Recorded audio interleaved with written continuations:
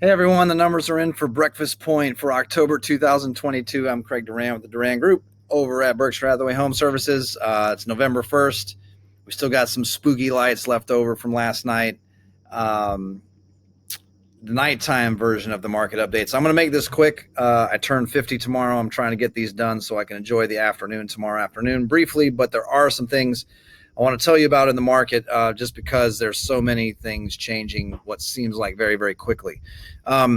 We obsessed over this red line for most of the last couple of years because remember, the red line tells us how many homes are for sale in the market. This is the overall market in Panama City Beach to start with.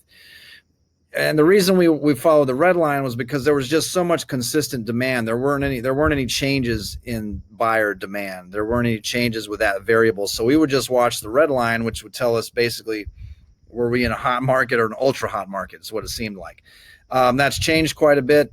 One of the things that's really happened in the last few months, especially in housing, especially when so many people borrow money to make purchases, buyer demand is being sucked out of the market. We just have far fewer buyers purchasing. Although our market stayed steady, if you've been watching some of these videos, Breakfast Point has done very well. It is very much a reality that there are fewer buyers buying than have been. So one of the things we're really watching now, not only this red line where you can see supply levels have actually flattened out a little bit in the last 4 months, but this months of inventory is the one we talk about a lot. Earlier in the year, most of the year, we've been hovering at 1 or 2 months of inventory for like the last 2 years in housing and PCB, meaning you put something up for sale, you would have a closing 30 to 60 days later. It was just a given. And look at what's happened, though, just since July. We've gone from 2.06 to 2.89, 4.3. We're now above 4. In the last 4 months, we're above 4 months of inventory. We've now gone up to 5.48, which is a balanced market generally, speaking in real estate. It feels like an eternity to tell someone that it may take us 4 or 5 months to sell their house in the current market. But in real estate, that's not a terribly abnormal thing. I've been selling real estate for 19 years. Next year will be my 20th year. We have a plan for that. Marketing is that much more important. So many other of the fundamentals of putting something up for sale come into play. So it's something we obsess about. We've always obsessed about marketing. It's something we continue to obsess about. So nothing terribly surprising for us, but we really need to pay close attention to this because what's already happening in the condo market is we've drifted in some markets into a little bit of a buyer market territory. Prices will remain pretty flat if we're in a balanced market. We won't see the massive appreciation we've been seeing, but they can stay pretty flat. However, if we continue to drift into 5, 6, 7 months of inventory in there and stay there for a while, there will be very real pressure on pricing to come down at least a little bit. We don't expect any kind of massive crash because there's so much equity in people's homes. If you look at charts, I was looking at plenty of charts today. This is going to be the next update.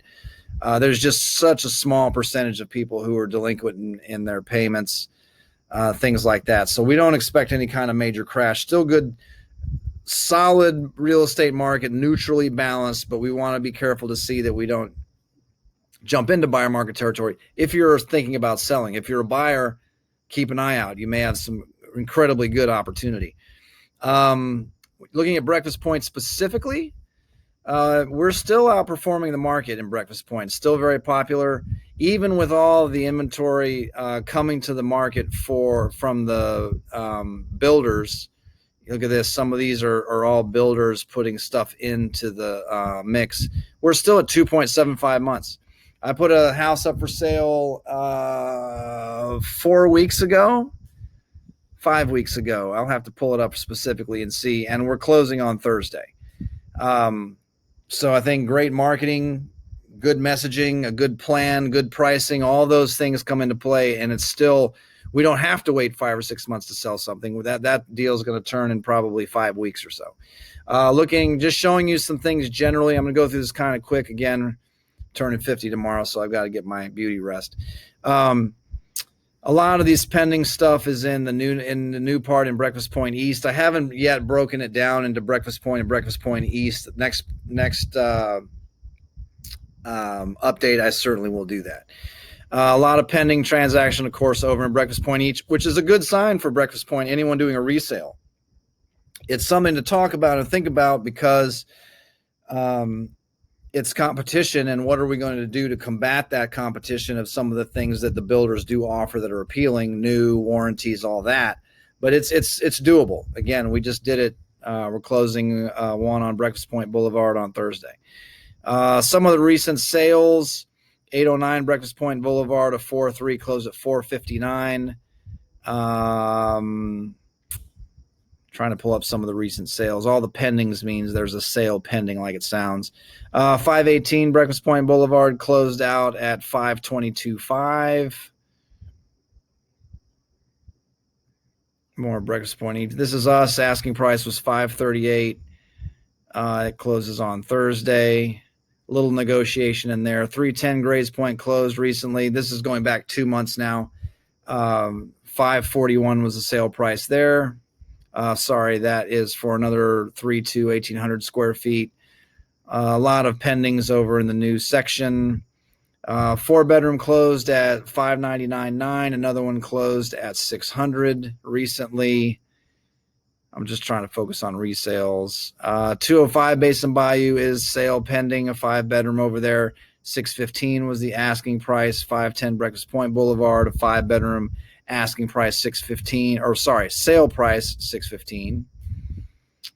I'm scrolling through, just focusing on the resales. Price was reduced on a 4-bedroom, a 3,000 square foot house to $699, and we did have a sale of $750 on a 5-bedroom with a pool recently. So the brief takeaway on this, again, it seems like an eternity right now that it would take someone 5 or 6 months on average, according to the numbers, to sell a house. A couple of things: it doesn't have to take that long, like I just mentioned, but it also isn't terribly abnormal in real estate. So I would just tell you, if you're thinking about selling, to adjust your plan.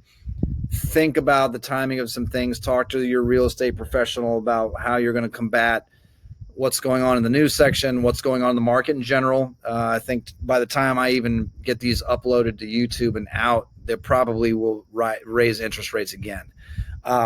So we really need to watch things. If we drift into buyer market territory, we could see some prices pull back depending on certain parts of the market.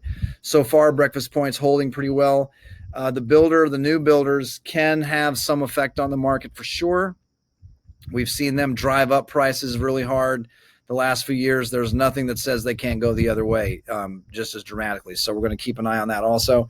My plan for the next 2 months, early December, I'm going to put out an update that sort of gives us a historical perspective on things. I read and see so many videos and hear so many people talking about the year over year, how bad things are now year over year. Well, if you remember just how nuclear hot last year was, it wouldn't be terribly unusual to see an adjustment like that. So I want to pull some numbers to give us a 10, 20 year perspective on real estate to see where we are in that, and looking at it from that kind of thing. And then January, full wrap up of 2022 in early January, and also more importantly, projections on where we think the market's headed, pricing is headed going into the spring market. So hope you guys enjoy that.